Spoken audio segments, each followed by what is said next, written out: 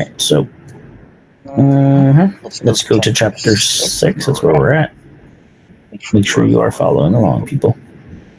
6. Chapter 6. Make sure you guys are all there. All right, so again, I've showed you guys how to make comments on this if you forgot. Again, if I click, drag, I can hit this little plus button here to make comments, or I can hit insert comment. If you're reading from your book, you can just write on a document just so that you have some notes on it. It's probably better that you're actually physically writing on this, though, because that way you can just access it. You're going to have like 6 questions about this chapter. So it's easier if you write stuff down, because the notes that we take can actually help us. Okay? All right, so remember chapter 5 ended with Gypsy having that really horrible nightmare, right, that she doesn't know what it's about. And she basically was just confronting her mother about the fact that she was heard that her husband was Aunt Belle's boyfriend first. All right, you guys can hear me, correct? Bueno. All right. Again, as I'm making notes, put them down on your paper. If not, if you need anything to write down to, just put it. Oh, Gypsy, you're so awfully beautiful. What is this an example of? Who can tell me that is an example of? Is an oxymoron, correct, Mr. Thumio? Make sure you write that down.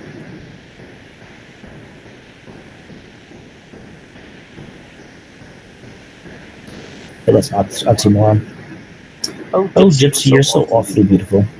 These were Woodrow's words the next morning when he first saw me all dressed up for Sunday school. He was on Granny's front porch reading the Sunday paper, which he dropped when he saw me coming. I couldn't help smiling. I was wearing one of those little bitty pieces of hat with a veil barely covering my eyes. It was pink, like my new dress, which had long tapered sleeves and kick pleats on each side. I also had on pink shoes with an inch-high heel. And naturally, I was wearing the white gloves every well-brought-up girl wore to church. You're not so bad yourself, cousin, I said as I looked him up and down. He was wearing a pair of blue pants and a nice blue dress shirt with a tie to match. I never wore one of these before, he said as he fingered the tie, but it's kind of nice. Grandpa tied it for me. Are you ready to go, I said. Together, we strutted down the street. There was a Methodist and a Baptist church up on Slide Creek, and all kinds of offspring churches in the hollers, but everybody in Coal Station, who was anybody at all, as Mama put it, went to the Presbyterian church. It was the biggest and the best. It had a tall steeple with a bell that rang at 11 on Sunday mornings and on special occasions. You could hear it echoing through the hills for miles around, and you could imagine folks stopping whenever they were doing to listen.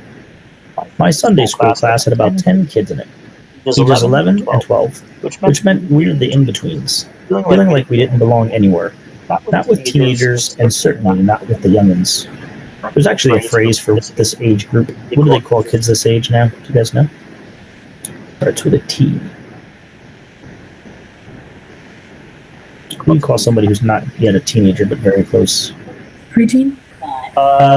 True, you can use preteen, but there's like a newer phrase that's actually kind of like tween. Yeah, good, Sunio, that's correct. Tweens. Yeah, tweens are like the kids who are like almost a teenager. It's kind of new. I never heard that phrase until recently. They never called them that back in the day. Some like Buzz Osborne. Yeah, you guys are all tweens. Some like Buzz Osborne had a growing spurt that shot them a head taller than the others. Some like Willie Mary Lee were pure T-runts. Around here. Yeah. So I don't know if you guys learn about this yet in health class. I think 8th grade they teach you like sexual education. But generally girls develop faster than boys. So like your age right now, a lot of the times the girls are bigger than the boys. So you see like girls are like towering in height over the boys, and like all the boys are shorter. The boys generally catch up later, right? So you'll be like shorter, and then like junior year in high school, you'll start to like shoot over the girls. In the year, 6th graders were really short. Yeah. And 7th and 8th graders were just like, some were like 6'7". Yeah, exactly. So you'll see growth spurts start around like your age, but generally what you'll notice is like especially like 6th and 5th grade, you'll notice like girls are taller and bigger than the boys. It's because they don't hit. Girls generally hit puberty faster than boys do. All right, so let's continue. And again, you're seeing from this example that there's different kids that are getting bigger at different points. So Buzz Osborne's bigger than everybody else. Some like Willie and Mary Lee were pure T runts. Then there were the average ones like me and Woodrow. But none were stingy with the questions, and Woodrow got the works. Everybody talked at once. You live with the balls since when? Oh, how old are you? Can you look in 2 directions at once? You don't favor Gypsy a bit. How much did that tie cost? Do you believe in God? To the last question, Woodrow replied, yeah, I met him once. You met God, they all said. No, you didn't. Yeah, I did. And you know what? He sneezed, and I didn't know what to say. All right, so this is a joke. Why is that a joke?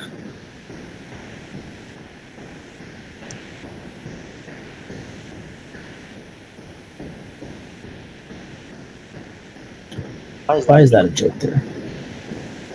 You guys get that joke? God sneezed and I didn't know what to say. Why is that a joke? What are you supposed to say when someone sneezes?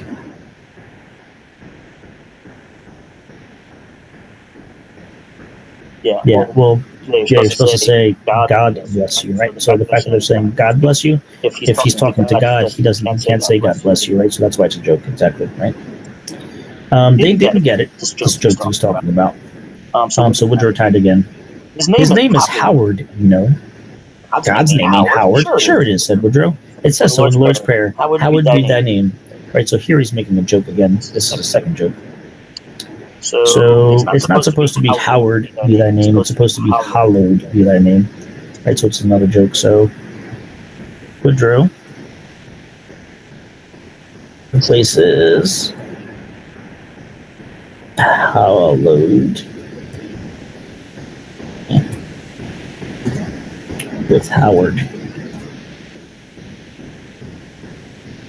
as a joke.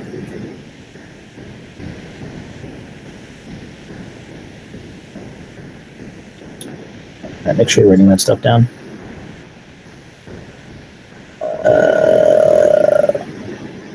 First one, what? The first one? This up here just says that this is an oxymoron. Alright. Alright, continue. That one they got, so they're laughing at his joke. Nobody asked Woodrow anything about Aunt Belle, and I fear they didn't get the connection. When our teacher, Mrs. Compton, came in, I introduced her to Woodrow, and she made him feel welcome. But she didn't ask him any questions at all. She went right into the lesson. That Sunday, the Presbyterian literature for intermediates dealt with Jesus healing the sick. We read about it in the New Testament. Then we talked about it. You know, boys and girls, Mrs. Compton said very sweetly, sickness is a bad thing. But all of us get sick once in a while. Sometimes it's so bad we think we're going to die. Have you ever known anybody who was very, very sick? About 4 people raised their hands, including Woodrow, but I couldn't think of any sick people.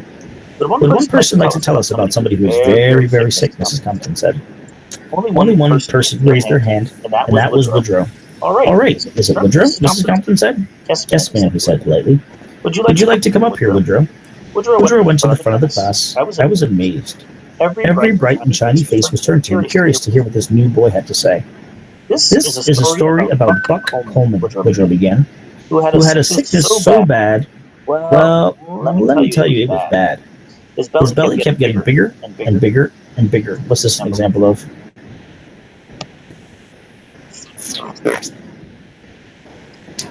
What is that an example of? True that is correctness. This is repetition.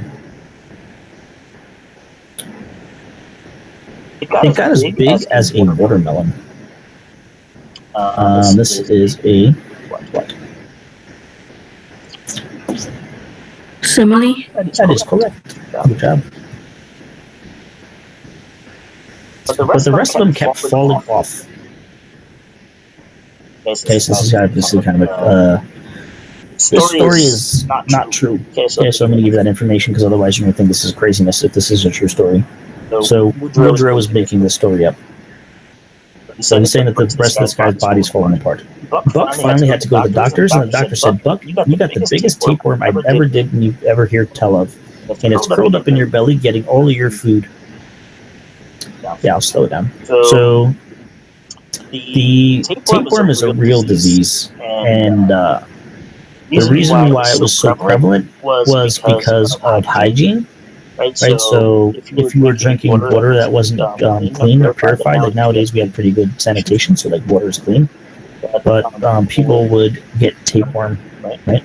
So this thing is it's like this. It looks like a worm, and it's like they call it tapeworm because it's flat like tape, and it goes inside of like your intestine or whatever else. And it basically does what he's saying. Like it'll get into your body, and then it'll like eat stuff, and it's like in your intestines. It's obviously a pretty disgusting disease, and it's real, right? But people don't get it as much nowadays because we have like a lot better sanitation. Like, our water's clean. Well, the doctors tried to kill that tapeworm, but they couldn't do it without killing Buck with it. He kept eating a lot, but he was still starving to death. And I forgot to tell you, he craved molasses. Woodrow paused to let everything sink in. So molasses is like a thick syrup. Comes from sugar cane. They when they go to make rum, which is an alcoholic drink, it forms when they're making it from the barrels. It's like this thick, syrupy stuff. Also, if you've ever had brown sugar is like used to like bake and stuff and cook with things. Molasses is what turns the sugar that brown color. Okay, instead of like normal white colored sugar. All right, so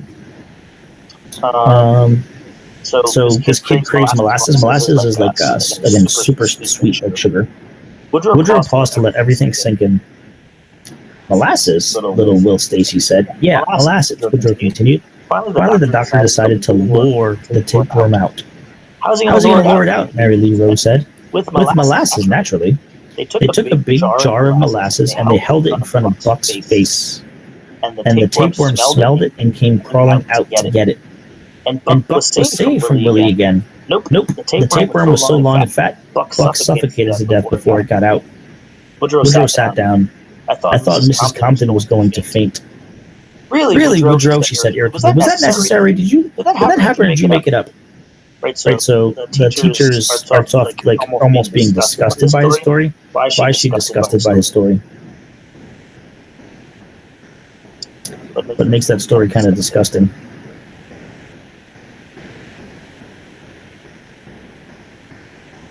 What is disgusting? Yeah, he died, right? So you can imagine, like, again, tapeworms can actually grow to be pretty long, I think. I don't know.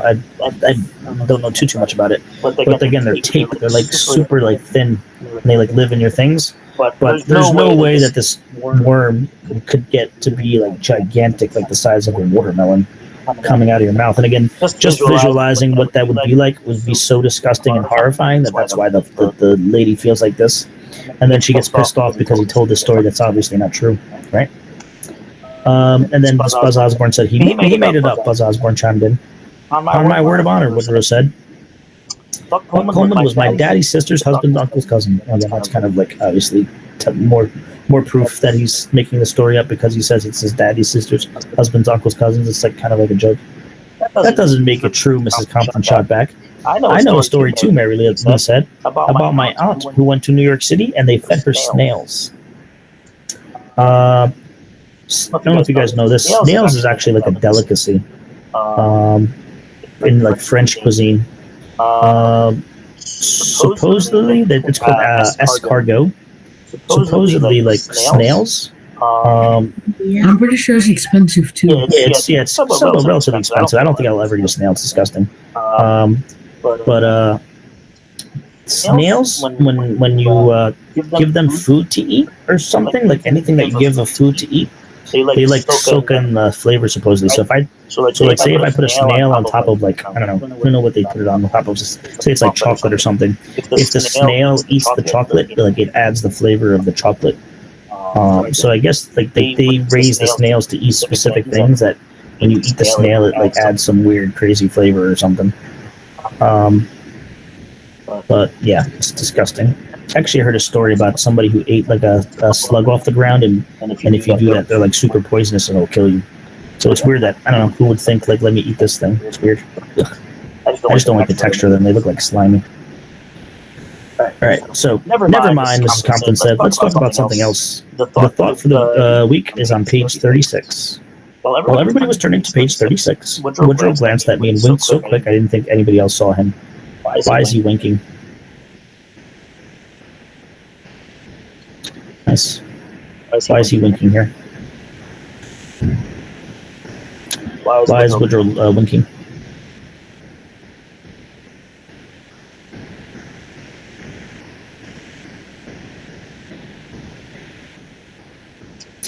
Why is he winking?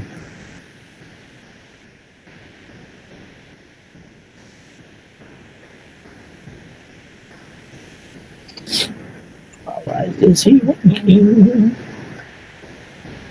What's he winking at?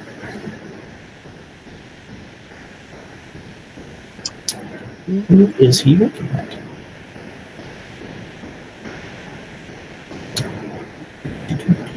Jalen? Who is he winking at?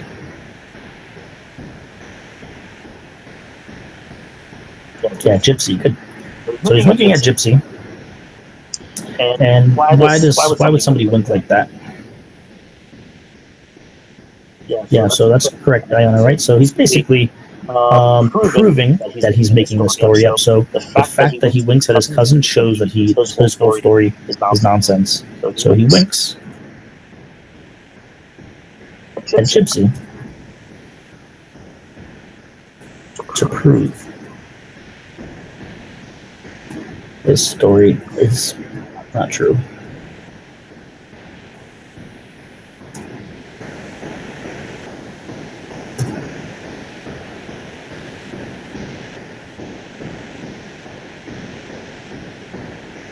Okay, make sure you have that there, guys. I ducked my head to hide the smile that had to come. That's when I know for sure that Woodrow wasn't as backward as he let on, but he had a bit of devil in him. So this is kind of two ideas are kind of important to hear. So what are we learning about Woodrow? What two ideas are we learning about Woodrow here? What are the two ideas we learn about Woodrow? Tiffany? Tiffany, what are you doing? Stop playing with your dog. Playing with your dog again, it seems. What are the two things that we've learned about him? Yeah, stop eating. You get lunch in like 45 minutes. You can relax with that. You gotta pay attention, kid. What's one thing that we're learning about him? Wait, what do you mean we have lunch in 45 minutes? Or whenever you guys have lunch, an hour, whatever it is. Whatever the time is, she's eating food now.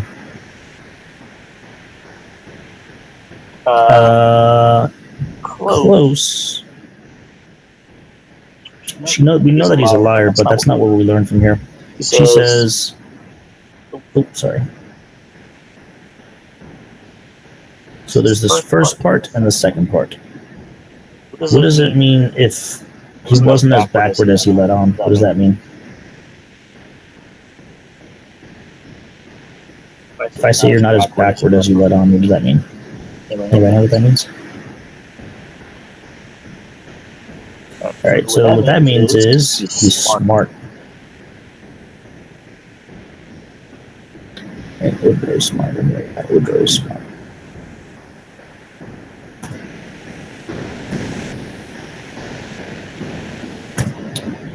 And what if I say if you have a bit of devil in you? What does that mean?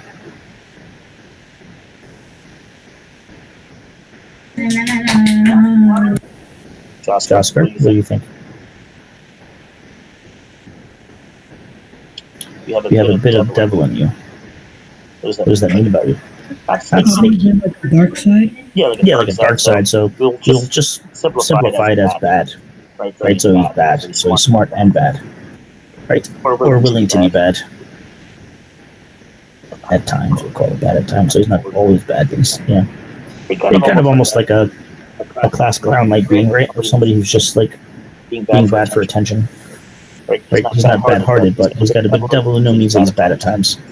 After Sunday school, the church bells rang and we went out into the bright morning to listen. I thought I never had seen such a blue and green golden day. Mom and Porter were in the choir room fixing to sing during the service. But Grandpa and Granny were outside chattering with their neighbors. Mr. Cooper, the school principal, was okay, but he was married to a killjoy. So killjoy kind of means exactly what it sounds like. What do you think killjoy means? It sounds like what it means. What do you think killjoy means?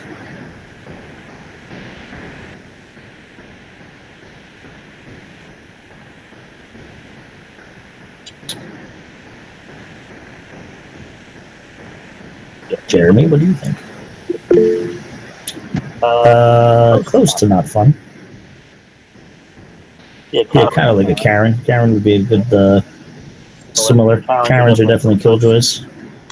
Yeah, so it's somebody, probably the closest common word would be a hater.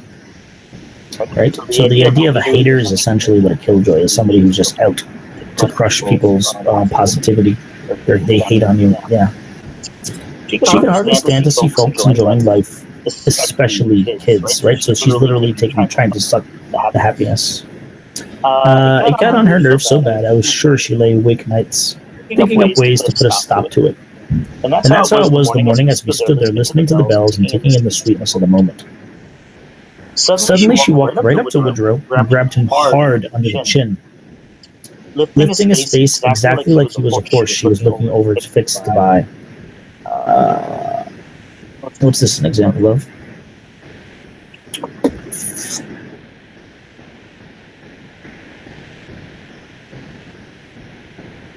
Isabella? What is that an example of, kid? You know.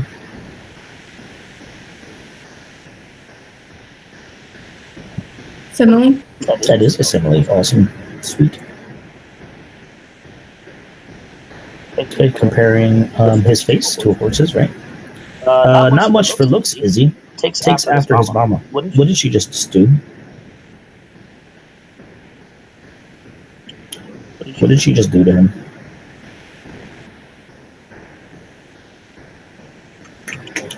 Not much for looks, Izzy. Takes after his mama. What did she just do? Remember, this is the principal's wife. What did she just do to him?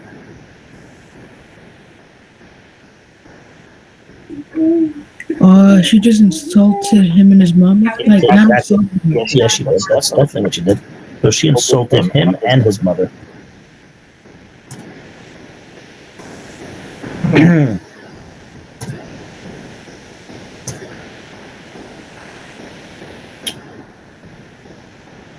So again, you can imagine this, right? So imagine you're meeting the principal's wife for the first time, and she goes up to you and she says, "Oh, you're ugly just like your mother."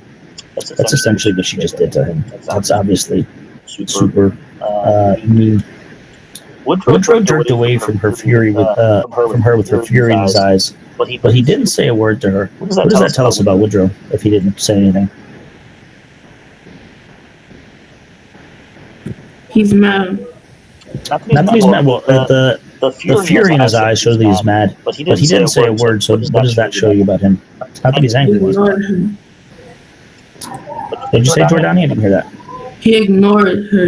Yeah, he's ignoring her. But again, what would that say about your character as a human being? If he's ignoring her. What's that? That he doesn't care. I don't think that's actually. He didn't stand up for himself. He what? He didn't stand up for himself. I don't think that's what's going on there. I think it's a little bit more complex than that. Not scared. He's not scared. It's actually showing a little bit of character, which is he's probably being respectful, right? So he shows that he's being respectful by not saying a word to her. Or I would argue it shows that he's showing restraint, which means he knows to kind of like not allow himself to get angry. Obviously, that's really, really hard to do, right? When somebody says something that nasty to you about you and your mother, being able to just sit there and like take it. So again, Woodrow's probably thinking about his reputation, right? This is him meeting this person for the first time. He's probably worried about the reputation of his family, right? He doesn't want to look like there's something wrong with him.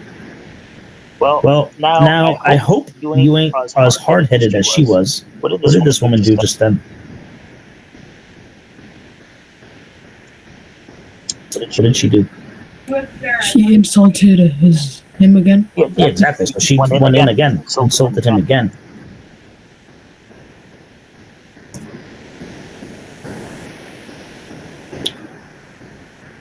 Right. Mrs. Cooper went on, placing her hands on her ample hips.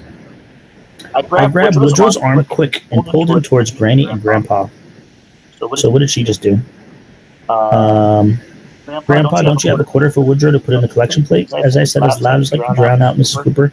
So what is Gypsy doing?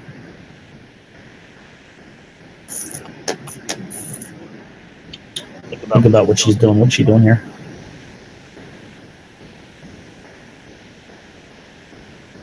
What is Gypsy doing here?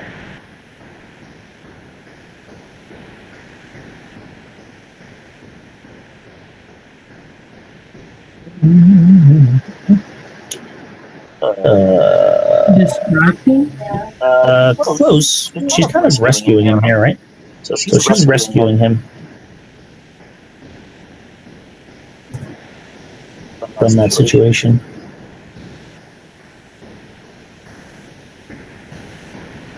Right, so she pulls him away and then asks the parents for money. Grandpa did have a quarter for Woodrow, and I could tell by the way he looked at the quarter. Woodrow wanted to keep it for his own self, but he didn't. In fact, he made it clatter when he tossed out at the plate so everybody would hear it. Right, so again, you have to kind of remember that Woodrow was just super, super poor. So like the fact that his grandfather gave him this quarter, he's just probably like cherishing it. So it would probably be like equal to like $5 or something nowadays. So the $5 bill being given to you, like, oh, I don't, he doesn't want to give it up. Going back from church, Woodrow and I skipped along in front of the family singing. He knew all the words to Abba Dabba Honeymoon, which he taught me. Later, we vacuumed dog while Granny and Mama fixed fried chicken and gravy for dinner. Granny had one of those newfangled vacuum cleaners that was so mighty it could pick up a steel ball. In fact, that's how the salesman sold it to Granny. Grandpa always teased her about it, as he said if anybody had any steel balls to vacuum up, Granny's machine was ready. So again, this is talks to about like the times. So nowadays, if you want to buy something, generally people would go to like a store, like a department store. But back in the day, most of your things that you needed, they had like door-to-door salesmen. So basically, there was a guy who knocked on your door and tried to sell you a vacuum cleaner, and that's how she bought it. Nowadays, it's actually even changing now, where we don't even go to stores. What we do now is we buy stuff online. It was strange how Dog wasn't one bit afraid of that vacuum cleaner, even with the racket it made. So I don't know if you guys have dogs. I know some of you do. But generally, they're afraid of the vacuum cleaner. Our dog isn't, which is kind of crazy. When you went to turn it on, she would lie down in front of you and put all of her legs up in the air and grin. That meant she was ready for a good vacuuming. So I would put on one of those attachments that was made for doing the couch and curtains, and I'd vacuum Dog's belly with it. She just loved it. Her four legs would paw the air at about 90 miles an hour. Woodrow would get such a kick out of that. I offered to let him do the rest of the dog, which he did, giggling all the time. Late that evening, Woodrow and I went to my treehouse overlooking Slide Creek, which my daddy built for me when I was only 5. It was a 2-story job, the lower floor being the perch and the upper floor of the house. Woodrow was impressed. After inspecting it throughout, he suggested we make it a secret hideout. The house part was tucked among the leaves and blossoms so that the ground, nobody could see it unless they got up close. We'll put a sign on it, "Keep out," Woodrow said, "and we'll stash our treasures inside." What treasures? I said. Oh, our money and stuff. We'll get some treasures. Treasures was a good word. It sparked my imagination and conjured up images of kidnapped princesses and pirates and swashbuckling heroes. I have an old jewelry chest I don't use, I said. We'll bring it up here for our treasures. We settled down on the treehouse porch and let our legs dangle over the creek. The frogs were starting up with their party again, and all mingled in with the night sound where their mom was calling their children to come in because tomorrow was the school day. Peggy Sue! Peggy Sue! Franklin Delano! Right, Right, so again, this is the 1950s. Nobody has a cell phone, right? And also, this is something that's kind of like what people did, right? So kids used to go out and just hang out and play, right? It was just kind of like expected. You come home from school or whatever, whatever you're doing, you go outside and you like play until like it starts to get dark out, and your parents would call you. And obviously back then, no cell phone, so how do I get my kid back home? I scream his name, right? That's what's happening here. You must ask for what you really want, Woodrow said softly. That's what Mom's poem said. And Preacher Yates said the same thing as today in the sermon, ask and you shall receive. What do you really want, Woodrow? You ain't gonna make fun of me? Oh no, Woodrow, I would never make fun of you. He smiled. Well, besides wanting Mama to come home safe and sound, I want my eyes to be straight, he said. If my eyes were corrected, Gypsy, they'd look just like yours. And again, I talked to you guys earlier about this too, like, kids, back in the day, there would be a lot of kids who had like crooked eyes. But nowadays, the technology to get like that eye surgery to correct it is more readily available, so there's less kids walking around that have a crooked eye. My heart filled with pity for him, but I didn't say anything. What do you really want, Gypsy? Oh, it sounds silly next to you what you want, Woodrow. You want important things. But what's important to you, no matter how it seems to somebody else? What do you really want, Gypsy? I never let these words cross my lips about the thing I really want. Mama said Mama would just about die if she heard it. And it's no use asking for what you can't have. I want to get my hair cut off short. But why? It's so beautiful. Nobody has hair like yours, Gypsy. That's for sure. And you want to know why I don't see either people running around their hair down their butt? Because it's so much work. That's all I do is take care of my hair. It's disgusting. Oh, Woodrow said. That's not all I can do. Sometimes, Woodrow, I feel invisible. Like maybe under all this hair, nobody can see me. They talk about my hair, but do they ever see what's underneath? You know what I mean? No, not exactly, Woodrow said. Sometimes I want to say there's a person in here, but it sounds silly, even to me. So what's her problem? What does she kind of want to get rid of? What does she want to get rid of? Yeah, her hair. Yeah. So I guess because it's such an outstanding feature for her, that's all people notice about her. So she has this like long, beautiful hair, and when people look at her, they just reference it. So it's almost like she feels that she just doesn't want to be known for it. And it's also a bit of a hassle for her, right? So she doesn't like having to take care of it so much, and then she feels like people are ignoring the rest of her because of it. I don't know if so it's actually kind of interesting, right? When somebody hates something about themselves that people admire. It's kind of like an interesting, like little kind of dilemma. The night air was turning chilly. We watched the moon and listened to the mamas. Garnet, I'm going to have to come out there and get you. Willie, don't you make me call you again. So these are the parents screaming at their kids. Woodrow, do you think Aunt Belle asked for what she really wanted that morning, like the poem said? Yeah, and she got it too, he whispered. What? What do you mean? What did she ask for? I said breathlessly. To get out of her life? Oh, Woodrow, do you think she's... I couldn't say the word. Dead? Nah, she ain't dead, Woodrow said matter-of-factly, but by now she may wish she was. What? What do you know, Woodrow? Gypsy! So that's her parents calling her. It was Mama calling me. Nothing for sure and certain, Woodrow said. Gypsy, you come in now. Time to brush your hair. I groaned. Again, she hates her doing this. Coming, I yelled back. I'll tell you all I know tomorrow, Woodrow said, but you won't believe me. No, I want to know now. Not now. You got to go brush your hair. That was definitely the wrong thing to say. That made it a particular moment, and I guess Woodrow realized that he made a mistake. Oh, I'm sorry, he mumbled. I folded my arms in stubborn resolution, so she really wants to know what he knows.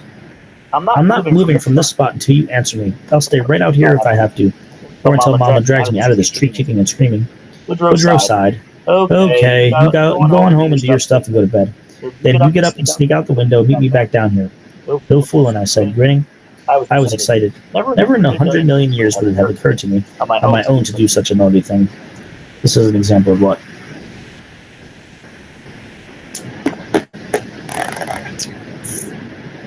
What is that an example of? Yes, that is hyperbole. Very good.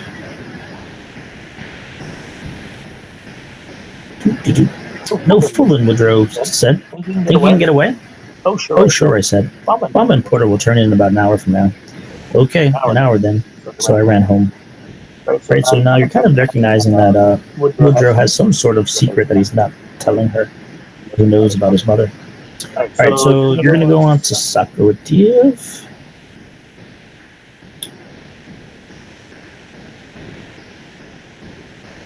Actually, let me stop this thing first.